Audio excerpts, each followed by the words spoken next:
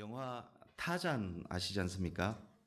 영화 타잔에 나오는 치타, 그 치타를 종어로 분류하면 원숭이과 침팬지 종입니다. 침팬지는 원숭이과에서 가장 지능이 높은 것으로 알려져 있습니다. 천재급 침팬지는 IQ가 80 정도 이른다고 합니다. 오늘은 말씀을 시작하면서 수학 공부를 좀 하려고 합니다. 수학 중에서도 어려운 통계와 확률 부분입니다. 더 재밌게 하기 위해서 확률을 요즘 유행하는 땅콩과 함께 하겠습니다. 이 설교 원고를 작성하면서 제 노트북 키보드 그 자판 개수를 세어보았습니다. 모든 자판의 수가 103개였습니다. 이것을 기억하시고 어느 날 서울랜드에서 탈출한 침팬지 한 마리가 교회로 뛰어들었습니다. 이놈이 노트북이 켜져 있는 저 사무실에 책상에 앉았습니다. 앉아서 아무 생각 없이 제 노트북 자판을 탁탁탁 7번 탁탁탁 두드렸습니다. 그런데 희한한 일이 벌어졌습니다. 모니터 화면에 땅콩이라는 글이 타이핑되어 있는 것입니다. 여러분, 이것이 가능할까요? 그것을 계산하려고 합니다. 이것이 가능하다면 그것이 될 확률이 어느 정도인지 함께 계산해 보려고 합니다. 어느 정도 확률이 될 것 같습니까? 혹시 로또 1등보다 어려울 것 같습니까? 쉬울 것 같습니까? 잘 감이 안 올 겁니다. 땅콩이라는 단어를 만들려면 제일 먼저 Shift 키를 쳐야 합니다. Shift 그리고 디귿, 이영 그리고 키역, 이영 7개의 자판을 순서대로 눌러야만 땅콩이라는 글이 만들어집니다. 먼저 이제 계산 들어갑니다. 먼저 103개 자판 중 Shift 키를 누를 확률 103분의 1입니다. 연이어 자판을 눌러서 땅콩이라는 단어를 완성할 확률은 이것은 AND로 연결되기 때문에 103분의 1 곱하기 103분의 1 곱하기 이것을 7번 반복해야 됩니다. 그래서 103분의 1을 7번 연속 곱하면, 근데 실제로는 이것보다 더 많습니다. 왜냐하면 한영키 타자가 눌러져 있다든지 F 타자가 눌러져 있다든지 그러면 이게 몇 배수로 곱해집니다. 그렇지만 그런 거 없다고 가정하고 그냥 103번으로 가정해서 계산합니다. 그렇게 침팬지가 우연히 7개 자판을 두드려서 땅콩이라는 글을 만들 확률은 어느 정도일 것 같습니까? 로또가 건이가 손들었는데 얼마 될 것 같습니까? 잘 못 들었는데. 네, 하여튼 로또 1등 당첨 확률이 약 800만 분의 1입니다.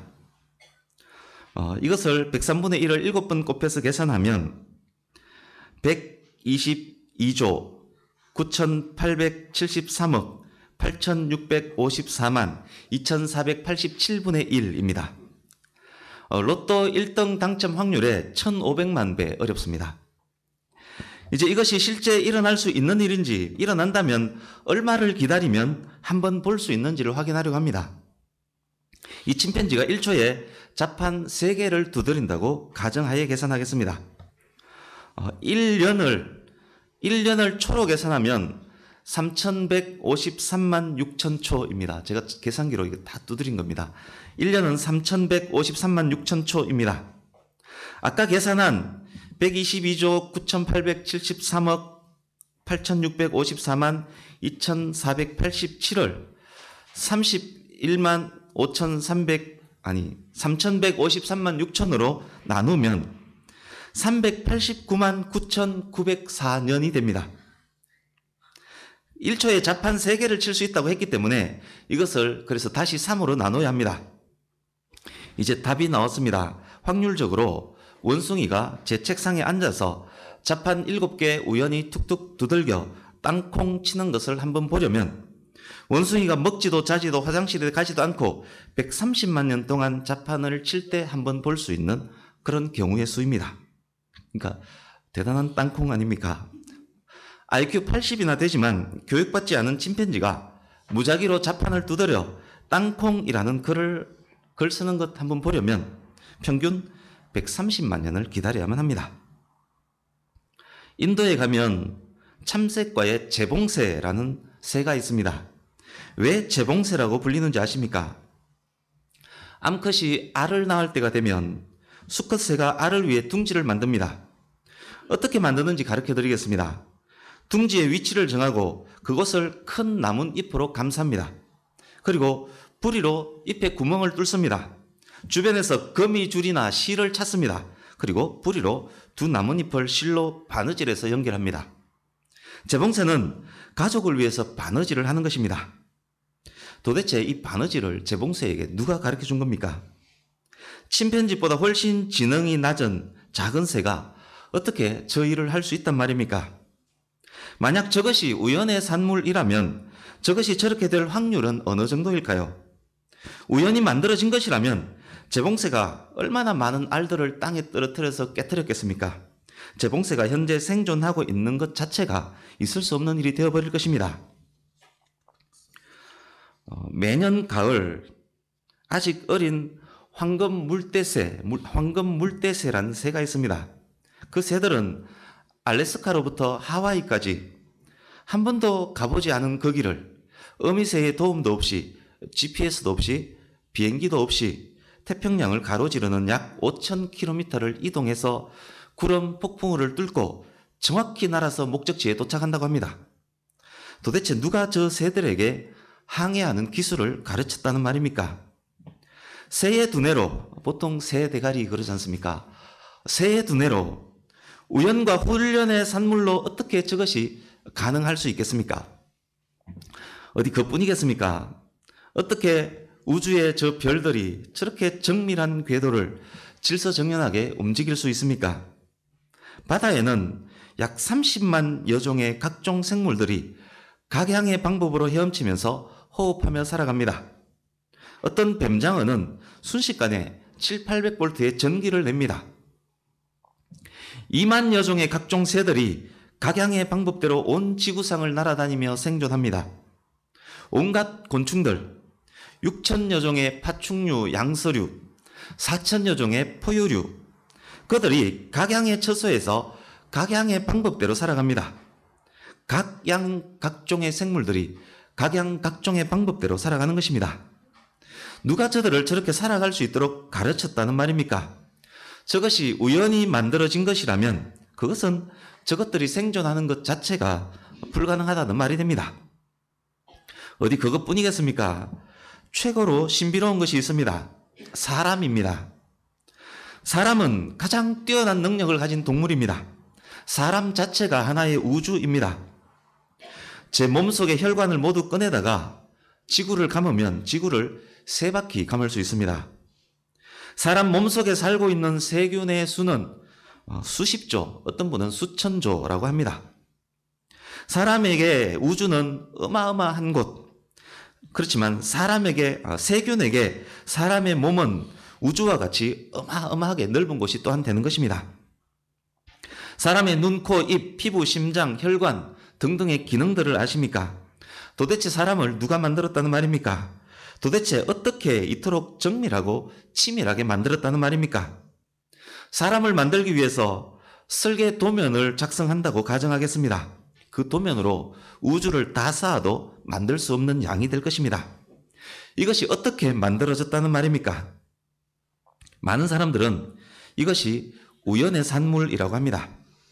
원숭이가 땅콩이라는 글을 타이핑했듯이 우연히 만들어진 것이라고 합니다. 그들의 이야기는 대략 이렇습니다. 옛날에 Once upon a time, long ago, 옛날에 무엇이 있었습니다. 그것이 펑 터져서 우주를 날아다녔습니다. 거기서 어쩌다가 먼지 돌덩어리들이 이리저리 뭉쳤습니다. 어떤 뭉텅이는 태양이 되었고 어떤 뭉텅이는 지구가 되었습니다. 지구 뭉텅이에 어느 날 우연히 물이 생겼습니다. 그 물 속에 아메바가 자라기 시작했습니다. 아메바가 어쩌다가 물고기가 되었습니다. 희한한 일이 벌어졌습니다. 어떤 물고기가 육지로 기어 나와서 도롱뇽이 되었습니다. 또 희한한 일이 우연히 벌어졌습니다. 도롱뇽이 어쩌다가 새가 되었습니다. 어떤 새는 갑자기 어느 날 생쥐가 되었습니다. 어떤 생쥐는 어쩌다가 코끼리가 되고 어떤 생쥐는 어쩌다가 사자가 되고 어떤 생쥐는 어쩌다가 원숭이가 되었습니다. 더욱 희한한 일이 벌어졌습니다. 어떤 원숭이가 어느 날 사람이 되었습니다. 그렇게 우연히 만들어진 것이 사람입니다. 저와 여러분의 조상은, 그러니까 원숭이 그 이전에 우주를 떠돌아다니던 그 무엇이 저와 여러분의 조상이 되어버린 것입니다. 여러분, 이것이 가능합니까? 이토록 치밀한 우주가 그렇게 얼렁뚱땅 만들어졌다는 말입니까? 우리가 차고 있는 이 손목시계 하나를 만들려면 얼마나 치밀하고 정교해야 합니까? 이 손목시계가 어느 날 저절로 만들어졌다고 그러면 여러분 믿겠습니까? 뿐만 아닙니다. 우주는 완전한 상태에서 시간이 흐름으로 점점 더 불안한 상태로 바뀌어 갑니다. 그것이 우주의 법칙입니다. 그런데 불완전한 상태의 아메바가 점점 완전한 상태의 인간으로 바뀌어 갔다고 합니다. 시간이 지날수록 젊어지는 사람을 본 적이 있습니까? 가만히 둔 집이 시간이 지날수록 점점 더 신축 건물로 바뀌어져 가는 것을 본 적이 있습니까? 그것은 있을 수 없는 일입니다. IQ 80의 원숭이가 우연히 땅콩이라는 단어를 타이핑하려면 130만 년의 시간이 필요했습니다. 우연히 지구가 만들어지고 우연히 물, 우연히 도롱뇽, 우연히 원숭이, 우연히 사람이 될 확률이 얼마라고 생각됩니까? 원숭이가 사람 낳는 것을 한번 보려면 얼마나 기다려야 될 것 같습니까? 저와 여러분이 그렇게 우연히 만들어졌다고 생각하십니까? 어떤 과학자가 우연히 현재의 세계가 만들어질 확률을 계산했다고 합니다. 원숭이 몇 마리가 중구난방 뛰어다니면서 타이핑을 했는데 그 타이핑한 것이 책으로 만들어져서 도서관을 만들 확률이 그 확률이라고 합니다. 인쇄소가 폭발해서 대백과사전 한 질이 저절로 만들어질 확률이 지금 현재의 우주가 우연히 만들어질 확률이라고 합니다. 그것은 무슨 말씀입니까? 그것은 일어날 수 없는 일이라는 이야기입니다. 이것이 현 세계를 우연의 산물이라고 주장하는 진화론의 넌센스입니다. 여러분, 닭이 먼저입니까? 계란이 먼저입니까? 어른이 먼저입니까? 아이가 먼저입니까? 그 뛰어난 과학으로, 그 뛰어난 진화론으로는 이 질문에 도저히 답할 수 없습니다. 그러나 성경은 여기에 답을 합니다. 하나님께서 새를 만드실 때 둥지에 알이 생기라 이렇게 말씀하지 않고 하늘에는 새가 나르라, 창세기 1장 20절 말씀입니다. 하나님께서 그렇게 말씀하셨습니다. 그렇습니다. 닭이 계란보다 먼저고 새 알보다 새가 먼저입니다. 하나님께서 사람을 만드실 때 갓난 아이를 먼저 만들지 않으시고 장성한 어른 아담을 먼저 만드셨습니다. 어른이 먼저입니다. 여러분, 일주일이 왜 7일이라고 생각합니까? 이 질문은 역사가를 당황하게 만드는 질문이라고 합니다. 일주일이 7일인 것은 하나님으로부터 나온 것입니다. 6일간 우주와 인간을 창조하시고 7일째 쉬셨습니다. 그래서 일주일은 7일입니다. 일주일이 7일인 것이 못마땅해서 프랑스 혁명가들은 그것을 폐지하려고 했었습니다. 러시아 혁명가들도 스리랑카 정부도 그것을 폐지하려고 했었습니다. 그러나 결국 그들은 7일로 돌이키고 말았습니다. 8일을 일주일로 하자니 너무 길고 6일로 일주일로 하자니 너무 짧았다고 합니다. 1년 365일에 맞지도 않고 âm 한 달 29일에도 맞지 않지만 일주일은 7일이 가장 적당합니다. 여러분, 남자가 먼저입니까? 여자가 먼저입니까? 그 누가, 어떤 과학이, 어떤 사상이나 철학이 여기에 답을 할 수 있겠습니까? 그러나 성경은 답을 합니다. 하나님께서 남자 아담을 만드시고 남자 혼자 있는 것이 보기에 좋지 않아서 직접 외과 수술을 집도하셔서 남자의 갈비뼈를 떼내어 여자 하와를 만드십니다. 남자가 먼저입니다. 여자 여러분, 남자가 먼저입니다. 여러분, 혹시 여러분의 갈비뼈가 몇 개인지 아십니까? 남자의 갈비뼈는 몇 개이고 여자의 갈비뼈는 몇 개입니까? 아담의 갈비뼈 하나를 떼서 하와를 만들었다면 남자의 갈비뼈는 하나가 적을까요? 우리 지금 우리 중학생 일부는 이 질문에 대한 답을 알고 있습니다. 여자의 갈비뼈는 좌우 각 12개씩 총 24개입니다. 그렇다면 남자의 갈비뼈는 몇 개일까요? 궁금하지 않습니까? 한쪽은 11개, 한쪽은 12개, 총 23개일까요? 아닙니다. 남자도 여자도 좌우 각 12개씩 24개입니다. 그렇다면 갈비뼈 떼서 여자를 만든 사건은 거짓말이라는 말인가요? 어떤 사람은 남녀의 갈비뼈 개수가 똑같다는 이유로 성경에 그 이야기를 지어낸 이야기라고 합니다. 기린은 높은 나무의 풀을 먹다가 목이 길어졌다는 것이 진화론자의 주장입니다. 아담의 갈비뼈 하나를 떼서 하와를 만들었기에 남자는 당연히 갈비뼈 하나가 부족하다. 그것은 기린 목 주장과 동일한 진화론자의 주장입니다. 만약에 그렇게 주장한다면 진화론자의 오류를 범하고 있는 것입니다. 그러나 그렇지 않습니다. 어떤 기린이 높은 나무의 풀을 자꾸 먹다가 목이 길어질 수는 있습니다. 오른팔로 공을 던지는 투수의 팔이 시간이 지나면 길어질 수 있습니다. 그러나 후천적으로 목이 길어진 그 기린이 새끼를 낳으면 목이 긴 기린이 태어나지 않습니다. 투수하다가 팔이 길어진 남자가 낳은 아이의 팔은 길지 않습니다. 살다가 획득한 형질은 유전되지 않는다는 말입니다. 사고로 팔을 잃은 어떤 남자가 결혼해서 아이를 낳았습니다. 그 아이는 팔 하나 없이 태어날까요? 그럴 리가 있겠습니까? 하나님께서 아담의 갈비뼈를 하나 떼어내셨습니다. 가인과 아벨은 갈비뼈 하나가 부족했을까요? 그럴 리가 있겠습니까?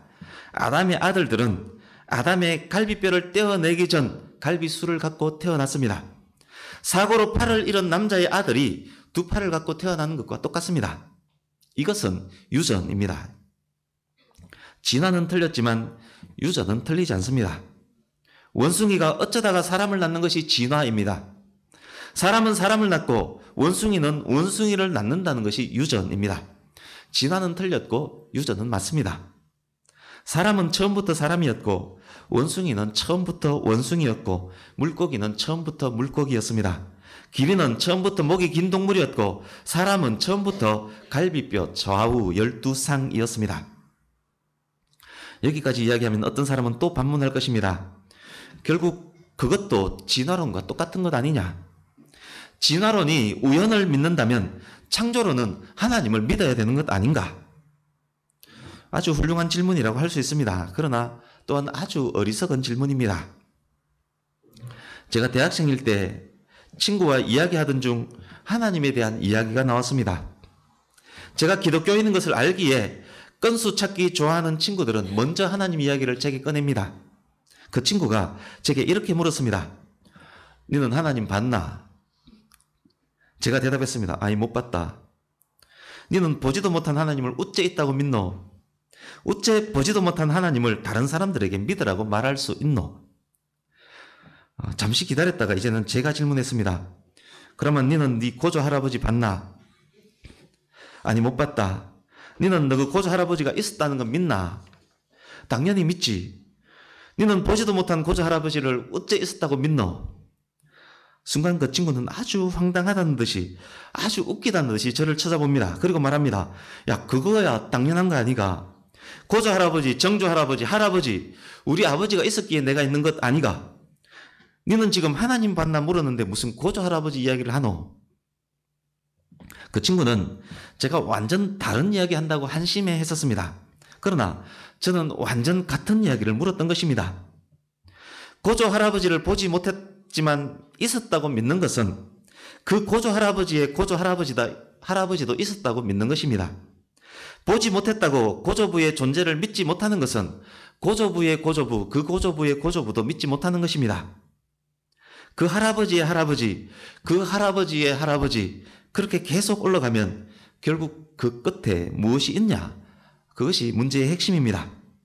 그 끝에 원숭이가 있고 그 끝에 물고기 아메바가 있고 큰 돌덩어리가 있었는지 아니면 그 끝에 노아와 그 끝에 아담이 있고 그 끝에 하나님이 계시는지에 대한 질문입니다. 현재 우리가 우연히 만들어져 있다고 생각하는 분은 자기 할아버지의 할아버지는 원숭이라는 믿음을 가진 사람입니다. 불가능을 가능하다고 믿는 엄청난 믿음의 소유자입니다. 고조부는 믿으면서 고조부의 고조부, 그 고조부의 고조부를 원숭이로 믿는 사람들입니다. 현재의 우리가 창조주 하나님으로부터라고 믿는 사람은 인간은 하나님의 형상으로 만들어진 귀한 존재라는 믿음을 가진 사람입니다. 결국 이 논쟁은 믿음의 문제가 됩니다. 결국 하나님을 믿느냐 믿지 않느냐의 문제가 됩니다. 결국 진화론을 주장하는 자들은 하나님을 믿지 않거나 믿기 싫어하는 사람인 것입니다. 저희 큰아들 혁이가 초등학교 입학하기 전이니까 지금부터 약 10년 전 이야기입니다.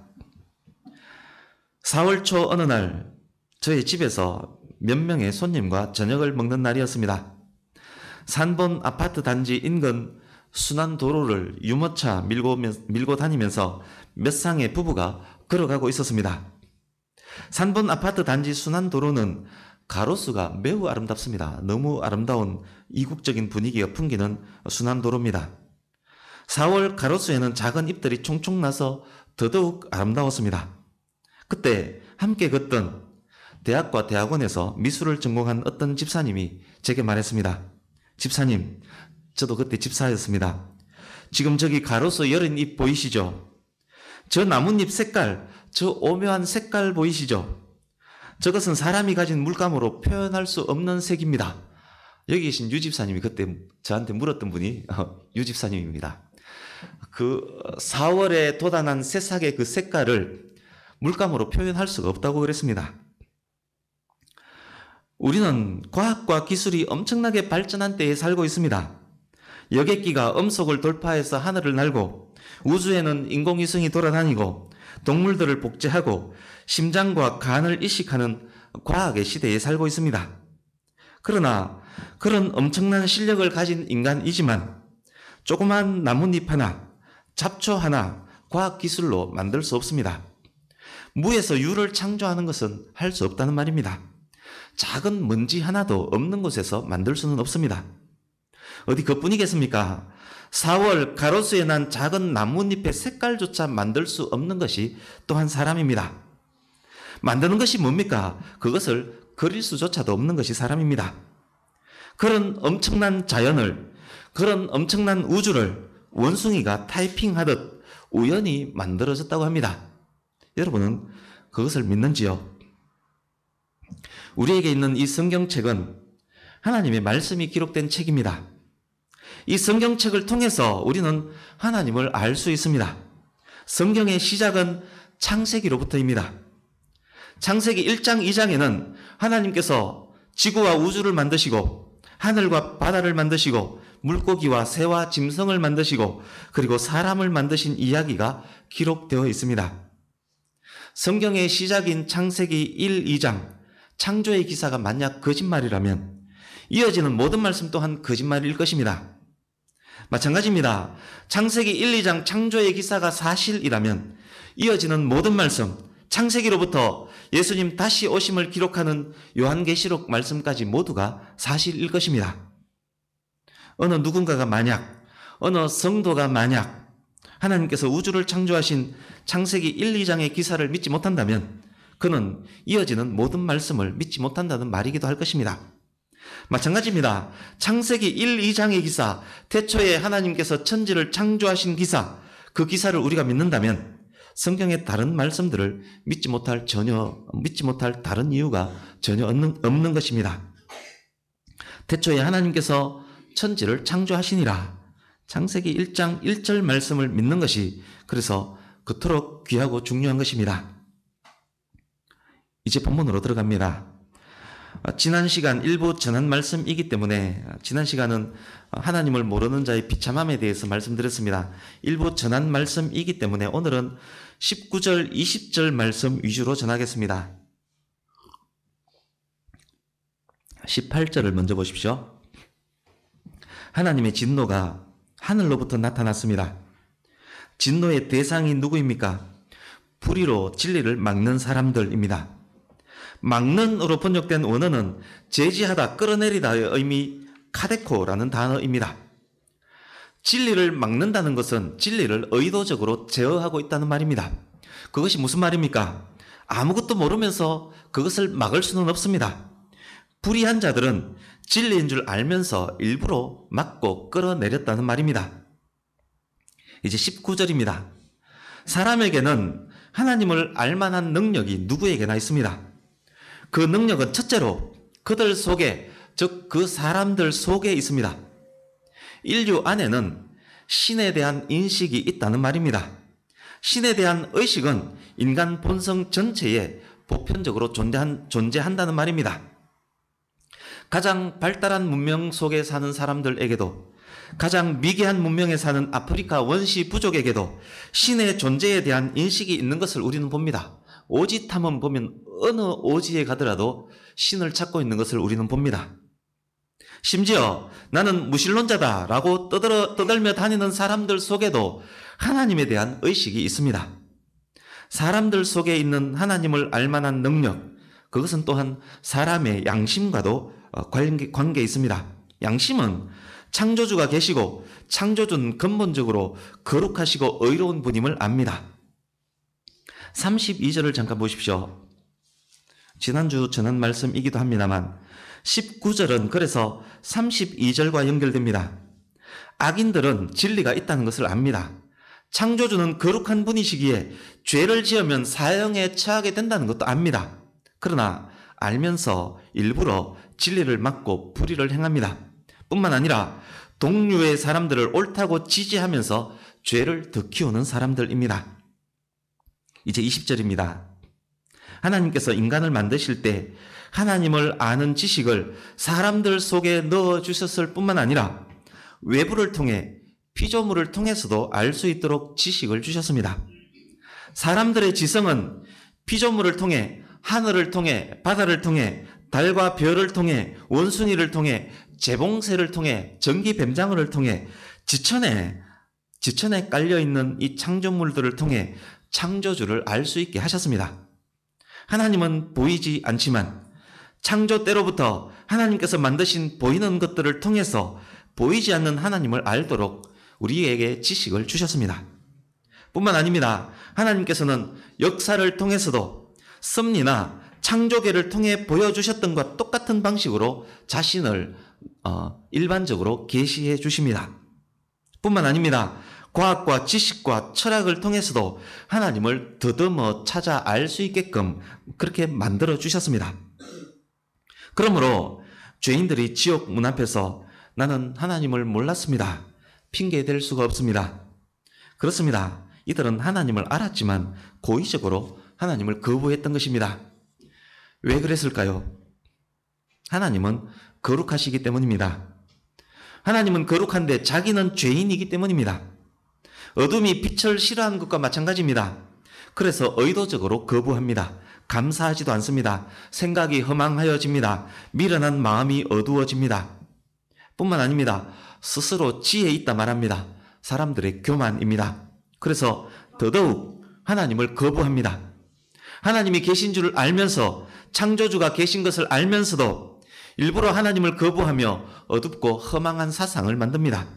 사람을 우연의 산물이라고 강하게 주장하면서 그렇게 주장하는 사람들을 옳다 하면서 팀을 구성합니다. 자기 철학으로, 자기 사상으로 성경적 설명을 거부합니다. 성경적 설명을 우습게 여기며 성경을 거부하는 것이 참 지식이라고 말합니다. 성경을 거부하는 지식으로 학설을 만들고 박사학위를 받습니다.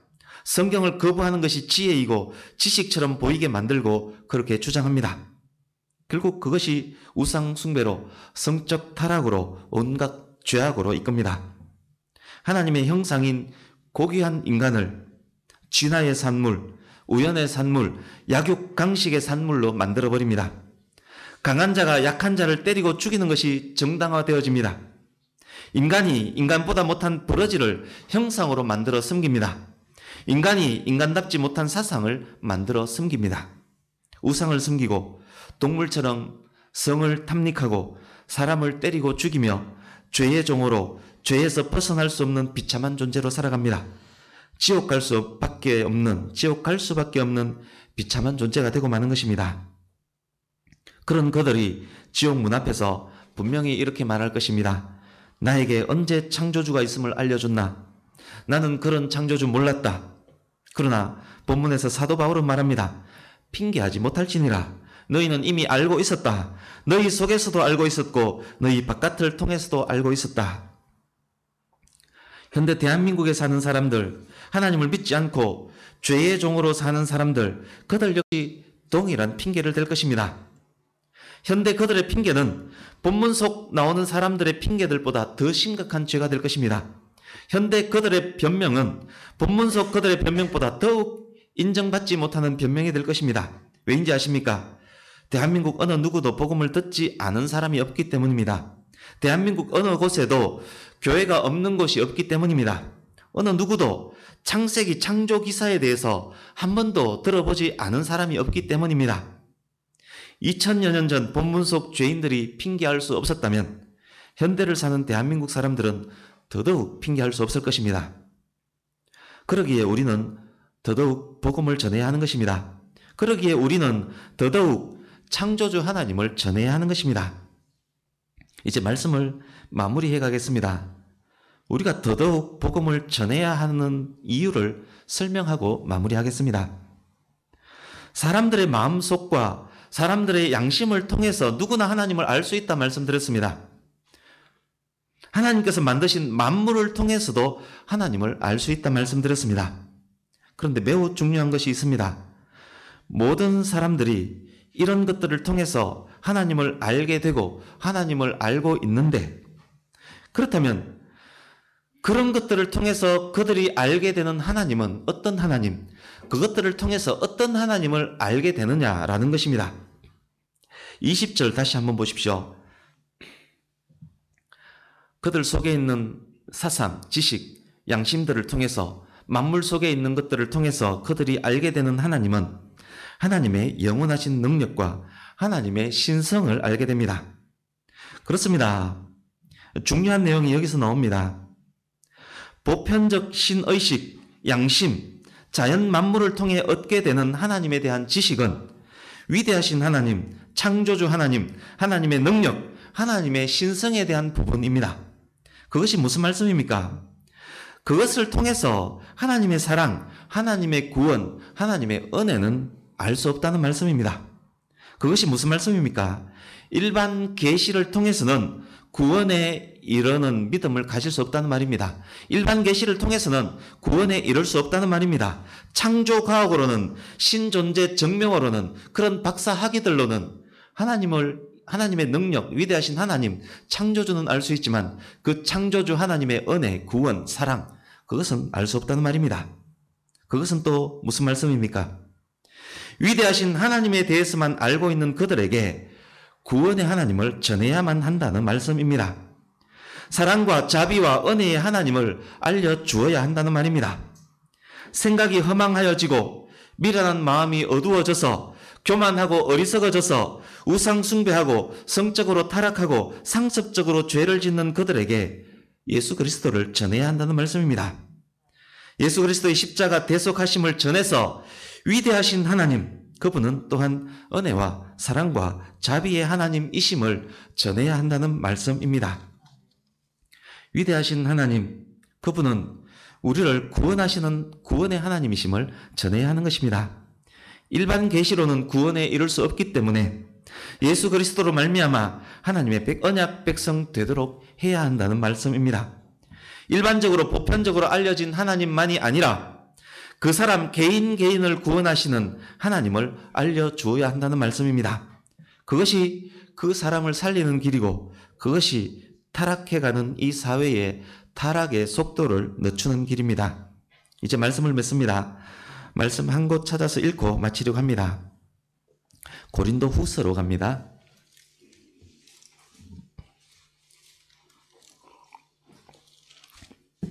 고린도 후서 4장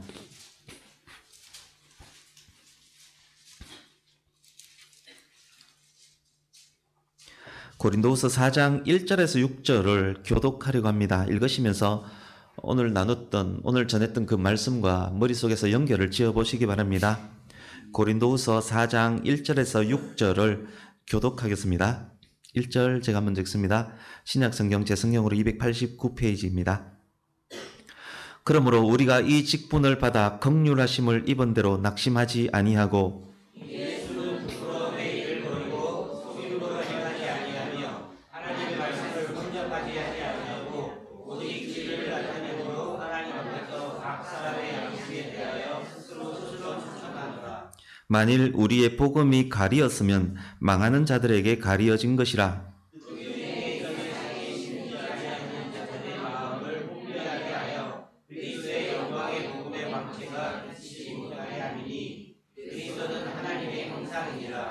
우리는 우리를 전파하는 것이 아니라 오직 그리스도 예수의 주 되신 것과 또 예수를 위하여 우리가 너희의 종된 것을 전파함이라.